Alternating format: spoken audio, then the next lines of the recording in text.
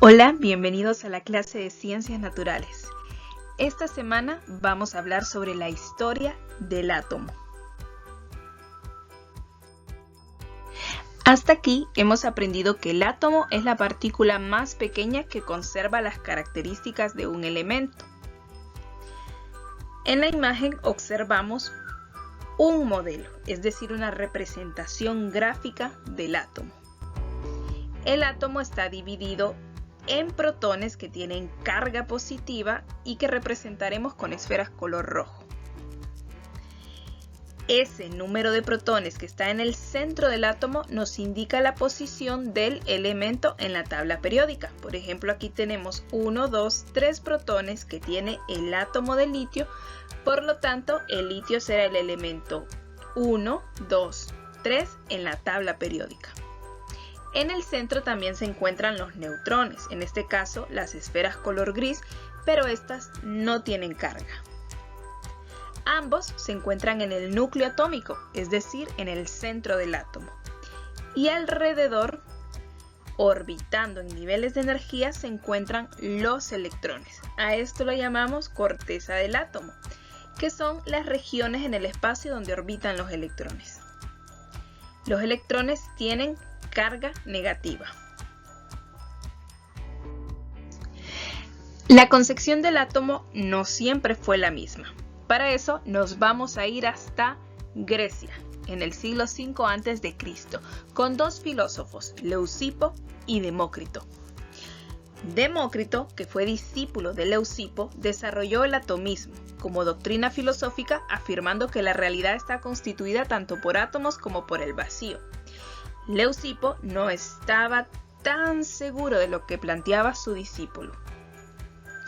Demócrito empezó a experimentar y pensó, si tengo un trozo de materia, el que sea, y comienzo a partirlo en pedazos cada vez más pequeños, y vuelvo a partir los pedazos cada vez más pequeños, y vuelvo a partir los pedazos que me quedan una y otra vez, llegará el momento en que tenga partículas que ya no se puedan partir más.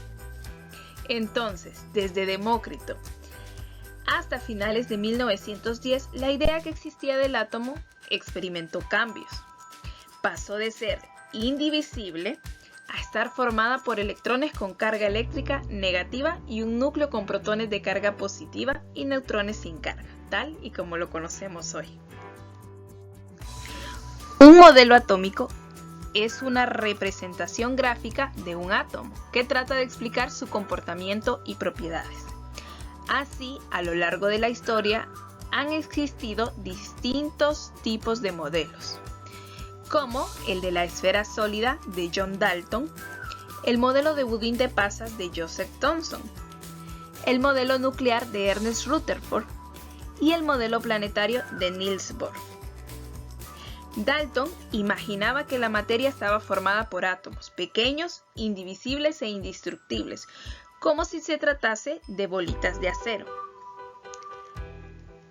Thomson descubrió las cargas negativas en el átomo, es decir, los electrones, y pensó que estos estaban dispersos en una gran esfera positiva, como si fueran pasas en un budín.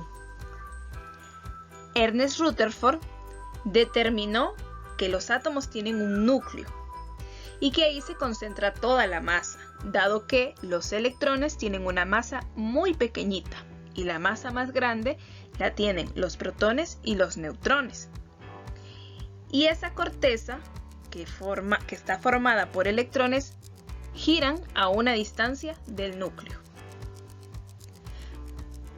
Bohr, con su modelo planetario, pues pensó que al igual como los planetas giran alrededor del Sol, determinó que habían órbitas circulares alrededor del núcleo y que esas órbitas son niveles discretos de energía.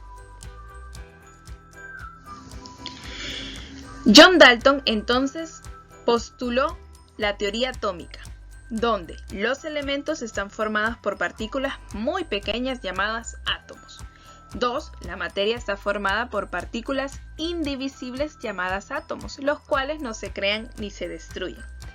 3. Los átomos de un mismo elemento son iguales en masa y conservan sus propiedades químicas y físicas. Y los de elementos diferentes pues tienen diferente masa y por lo tanto distintas propiedades químicas y físicas. 4. Los átomos de elementos diferentes se pueden unir en proporciones simples para formar compuestos. Y también se pueden unir en proporciones distintas. Algunas conclusiones sobre el modelo planetario de Bohr son las siguientes. El electrón gira alrededor del núcleo en distintas órbitas circulares. Cada órbita tiene una energía. La más externa, es decir, la que está más alejada del núcleo, es la que tiene mayor energía, y la que está más cerca del núcleo tiene menor energía. Los electrones no irradian energía, luz, mientras permanezcan en órbitas estables. Posteriormente, en 1932 se descubre el neutrón. Hasta aquí, el átomo era solo estudiado en relación de sus protones y electrones, es decir, de su carga positiva y negativa. Pero James Chadwick, físico inglés, aporta el descubrimiento del neutrón. Hasta aquí, todos los modelos estudiados tienen imprecisiones o problemas que no terminan de explicar el comportamiento y las características del átomo. Por eso ahora conocemos el modelo actual, el mecánico cuántico, que se desarrolló a partir del estudio de 3 científicos. El primero, Louis de Broglie, quien determinó que los electrones tienen propiedades ondulatorias y se comportan como onda y como partícula. El segundo, Heisenberg, quien sugiere que es imposible conocer con exactitud la posición, el momento y la energía del electrón. A esto lo llamamos principio de incertidumbre.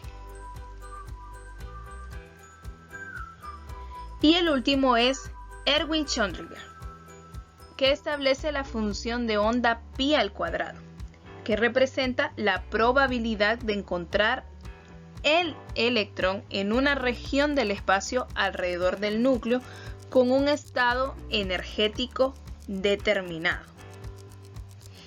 Entonces, el modelo actual fue desarrollado por estos 3 científicos. Considera que los electrones tienen un comportamiento tanto de onda como de partícula, y la ecuación de Schrödinger describe el comportamiento del electrón dentro del átomo. El orbital pasará a ser la zona de máxima probabilidad para encontrar el electrón. Nos referimos a las regiones que están alrededor del núcleo de los átomos. Y los electrones se pueden describir con 4 números cuánticos que van a estudiar en su clase de 10º grado. Entonces, hasta aquí la idea de Niels Bohr de que los electrones giran en órbitas alrededor del núcleo quedó desfasada. Y entonces nos quedamos con Erwin Schrödinger, que dice que los electrones giran en orbitales que corresponden a regiones del espacio en torno al núcleo, donde hay una alta probabilidad de encontrar al electrón. Bien, hasta aquí llegamos con los modelos atómicos. Muchas gracias por tu atención.